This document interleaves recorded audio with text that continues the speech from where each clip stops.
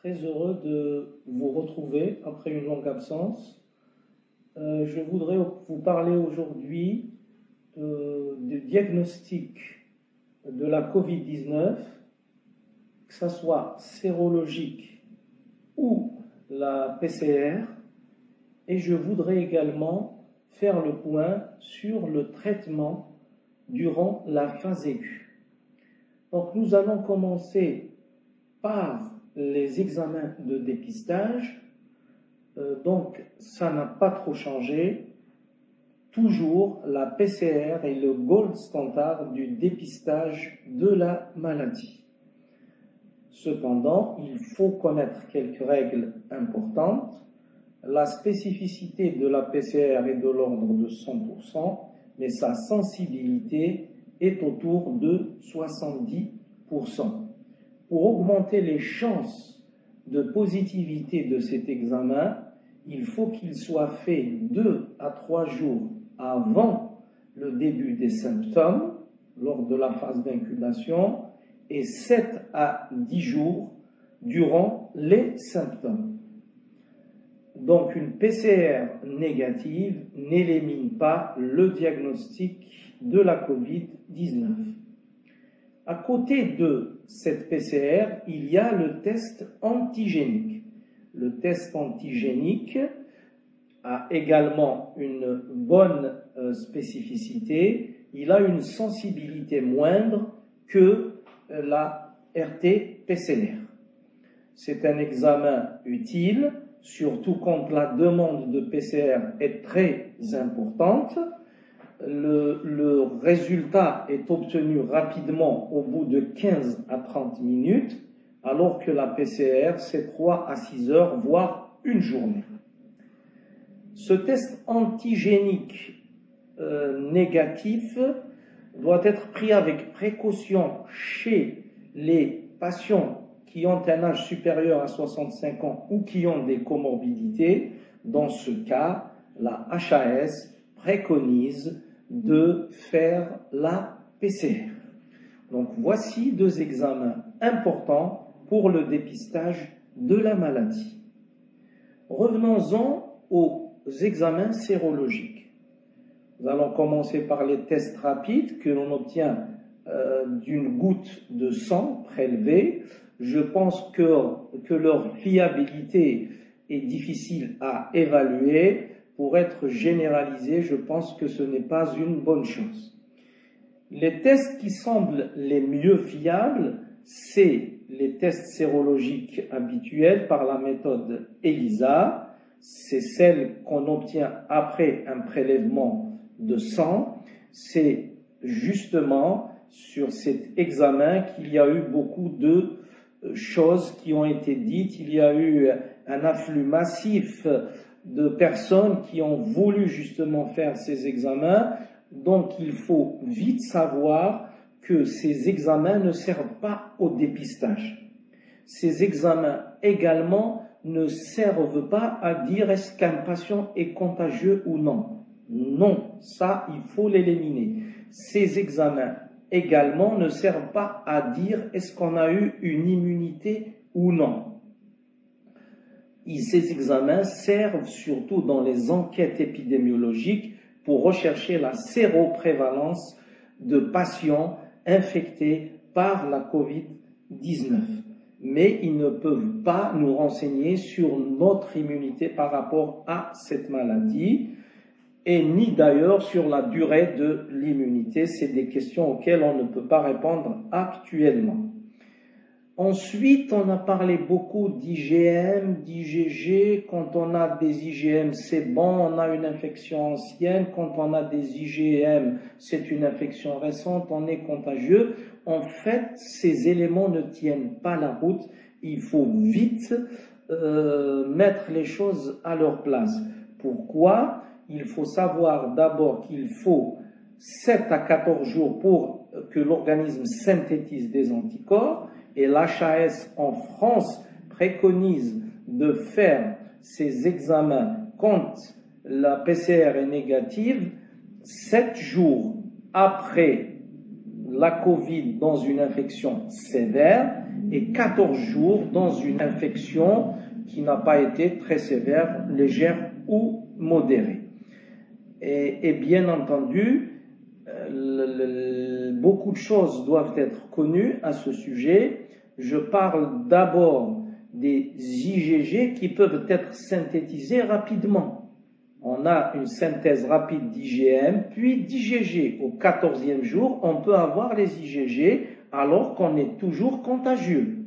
D'accord? Et les IgM peuvent durer quelquefois des semaines avec des taux bas, mais ça peut rester des semaines. D'accord? Et alors que le patient n'est plus contagieux, 4, 5, 6 semaines, voire 8 semaines après, on a eu toujours la présence d'IgM.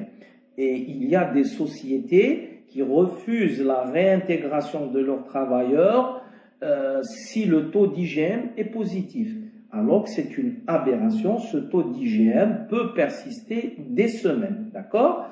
Donc pour synthétiser un petit peu sur les examens biologiques, il faut retenir la RT-PCR, c'est l'examen de référence, le gold standard.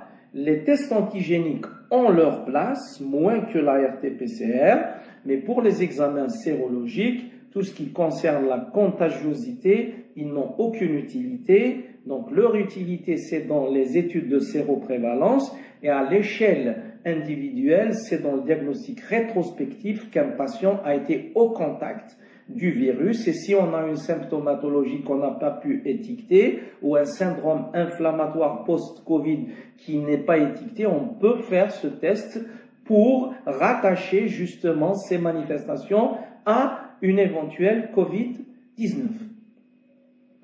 Revenons maintenant au traitement de la maladie elle-même. Donc, il n'y a pas eu beaucoup de nouveaux, mais il y a eu quand même des ajustements dans les thérapeutiques. D'abord, nous allons commencer par l'hydroxychloroquine. Avec le recul, nous nous rendons compte que ce n'est pas un médicament indispensable, un médicament obligatoire, et depuis, il n'y a pas eu d'enquête, d'études solides, contrôlées, double aveugle, contre placebo, randomisé, donc on n'a pas eu d'études, et même l'initiateur, le professeur Raoult, dit que c'est une molécule qui est utile dans les formes légères pour éviter la survenue des formes sévères, et dans nos hôpitaux, c'est surtout des formes assez sévères qui sont hospitalisées, donc cette médication, à mon avis, n'est pas très utile, et il faut dire la vérité, il peut y avoir des effets secondaires, notamment chez les patients qui ont des antécédents cardiovasculaires. Donc, il faut tempérer les ardeurs, il faut dire la vérité. Je pense que l'hydroxychloroquine, à l'heure actuelle, n'a pas sa place dans le traitement de la Covid-19. Deuxième point, les antibiotiques. C'est la même chose. Il y a eu un engouement, il y a eu une prescription, j'allais dire, abusive des antibiotiques parce qu'on pensait que réellement la surinfection était la règle. Mais les études actuellement montrent bien que la surinfection n'est pas aussi fréquente qu'on le pensait.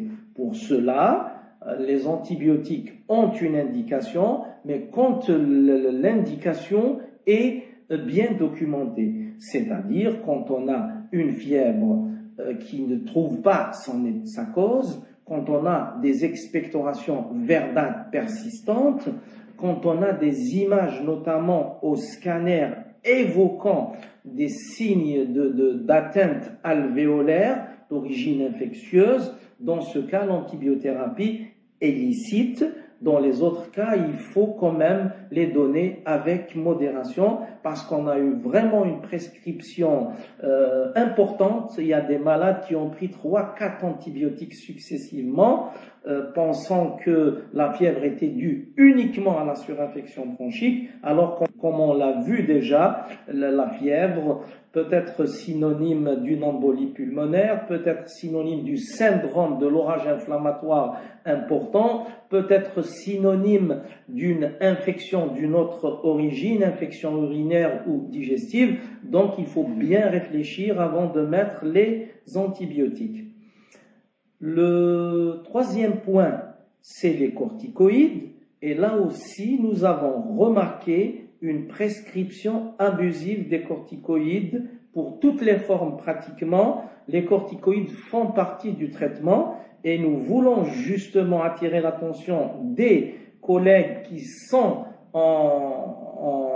au premier plan dans la prise en charge de la Covid-19 que les corticoïdes ne sont pas indiqués dans les formes légères. Les corticoïdes sont indiqués quand un patient a une pneumonie à SARS-CoV avec désaturation et une augmentation de la fréquence respiratoire. Ces deux paramètres sont à surveiller impérativement. Une augmentation de la fréquence respiratoire, notamment au-delà de 30 cycles minutes, et une désaturation, c'est-à-dire pour les personnes normales sans antécédents respiratoires, quand ça atteint 92-91, il faut s'inquiéter. Pour les autres patients BPCO, personnes âgées, ça ne doit pas descendre au-dessous de 90%. Et les études sont claires. L'étude Recovery d'abord en juin avait montré pour les patients atteints de formes sévères de la maladie, admis en réanimation pour 60% qui n'étaient pas ventilés, 16% étaient ventilés, et avec 6 mg de dexaméthasone par jour, on est arrivé à diminuer la mortalité de 11%. D'accord? Et puis, l'étude, la méta-analyse diligentée par l'OMS avec l'université anglaise de Bristol avait justement emboîté le pas à cette étude Recovery avec 7 études de bottes, factures, et 12 pays ont participé, plus de 1700 malades. Et là, on avait montré que dans les formes graves, dans les formes sévères, que les corticoïdes réduisaient la mortalité de 21%. Donc mon message est clair, les corticoïdes est une arme thérapeutique essentielle dans les formes avec désaturation et dans les formes étendues graves et sévères, mais ce n'est pas une indication dans les formes légères, et on sait que 80% en général sont des formes légères, qui ne sont même pas hospitalisées, qui sont traitées en ambulatoire, n'ont pas besoin de corticoïdes. Il y a à peu près 15% des formes qui nécessitent une hospitalisation, et ceux-là, il faut les surveiller parce qu'ils peuvent nécessiter des corticoïdes s'ils désaturent ou s'ils ont des signes de détresse respiratoire. Et les 5% restants, c'est les formes d'emblée graves, et ceux-là, il n'y a aucune discussion. Les corticoïdes sont largement et sont obligatoirement indiqués pour sauver ces malades. Maintenant, la durée de la corticothérapie dans la phase aiguë, c'est 10 jours. Les corticoïdes qui ont été utilisés dans la méta-analyse publiée dans JAMA en septembre sont principalement la dexaméthasone, l'hydrocortisone et la méthylprednisolone. Mais par extension, on peut utiliser la prednisone, on peut utiliser la prednisolone. Pour la prednisolone, en moyenne, c'est 60 mg les 6 premiers jours, suivi de 40 mg les 4 jours après, faisant 10 jours. Pour la dexaméthasone, la dose utilisée dans l'étude Recovery, c'était 6 mg jour, mais là, dans les formes graves, on peut utiliser jusqu'à 20 mg, soit en une seule fois, soit en 2 fois. On peut donner par exemple 20 mg les 4-5 premiers jours et ensuite diminuer la dose à 5 mg 2 fois ou 10 mg en une seule fois. Pour la méthylprednisolone en injectable, c'est en moyenne 80 mg par jour, une seule fois ou 2 fois par jour. On peut aller jusqu'à 120 mg. Attention, il y a quelques patients à l'arrêt des corticoïdes peuvent reprendre la désaturation et les symptômes respiratoires. Dans cette situation, il est licite de reprendre les corticoïdes. On a eu comme ça des formes particulières qui ont, après une excellente amélioration, rechuté et on était obligé de reprendre les corticoïdes. Après les corticoïdes, c'est les anticoagulants. Donc pour les anticoagulants, il y a eu beaucoup d'écrits, beaucoup d'encre a coulé, beaucoup de sociétés savantes ont émis des recommandations, comme par exemple beaucoup de sociétés françaises n'utilisent pas les dédimères dans la prise en charge, d'autres utilisent les dédimères. Moi je pense que Monsieur Olivier Sanchez, éminent professeur à Paris, a vraiment donné un tableau récapitulatif que je vais vous poster avec cette vidéo. Donc il tient compte de l'IMC s'il est inférieur à 30 kg par mètre carré ou s'il est carré ou s'il est supérieur à 30 kg par mètre carré. Il tient compte également des facteurs de risque qui sont les antécédents de thrombose ou d'embolie, antécédents de cancer.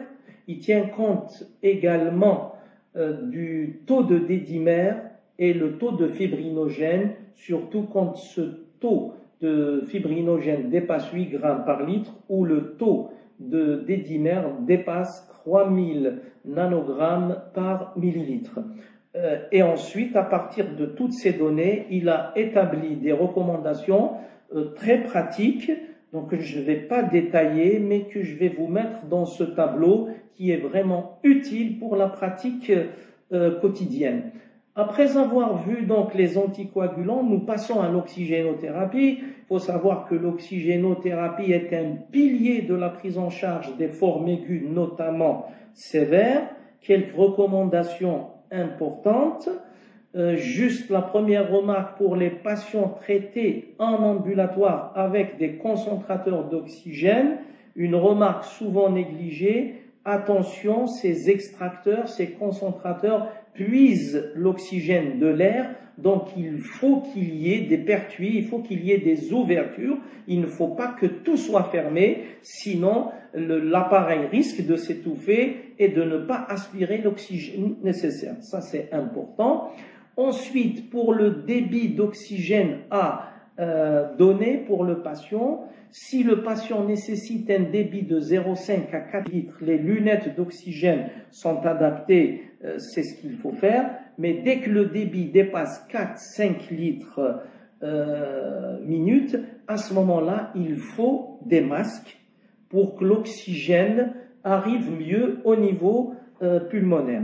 Et quand le patient a besoin de plus de 8 litres, là, c'est des masques à haute concentration d'oxygène, d'accord? Et quand les patients sont en réanimation, qu'on veut éviter à tout prix la ventilation invasive, à ce moment-là, on utilise la VNI ou de nouveaux masques, c'est ce qu'on appelle Optiflow. C'est des masques justement dédiés à ces formes sévères pour justement éviter d'arriver à la ventilation assistée.